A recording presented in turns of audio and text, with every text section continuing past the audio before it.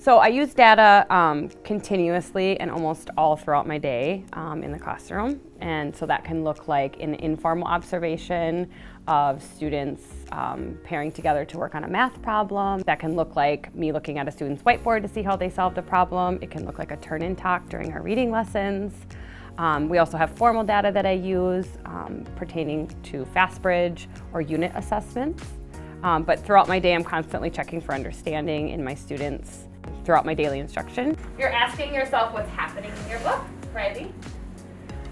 You're asking if you understand what you're reading, and you're asking yourself if you can read. So as a grade level PLC team, we tend to look at the grade level as a whole when we're kind of looking at and approaching data, which is nice because we're able to kind of locate or find maybe larger trends in our data. For example, we can look at how our multilingual students are doing as a whole. We can look at how our Black and Brown students are doing as a whole, and able to pick up on those patterns that are larger so that we can find instructional matches or educational experiences that are going to meet students at a larger level. So my connection and the work that I do to collaborate with Mike is instrumental in me being able to serve our multilingual students. So Mike provides me with a multilingual kind of lens on my instruction. It's foundational that, there has to be a positive relationship built and mutual trust. If that's not in place, the students are gonna see it, they're gonna feel it. So yeah, we collaborate.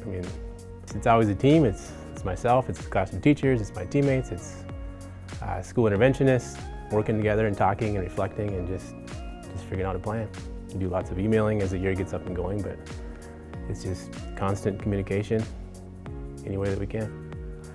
The other thing that we're able to do in our PLC is collaborate on those instructional matches and things that we can do in the classroom, share ideas about what worked and didn't work if we're trying to find a best match for an individual student, brainstorm ideas, and just really keep a pulse on where we are as a grade level within our student data. Some additional ways that I get to know my students are, just finding out what they like, finding out what's exciting to them, finding out what their family's like, pieces of their culture, so that I can kind of embed and infuse that into my instruction. Because we know that when a student feels connected and has connected experiences from their home life, that improves academic. And so getting to know all those pieces is almost as equally as important as keeping a pulse on their academic data.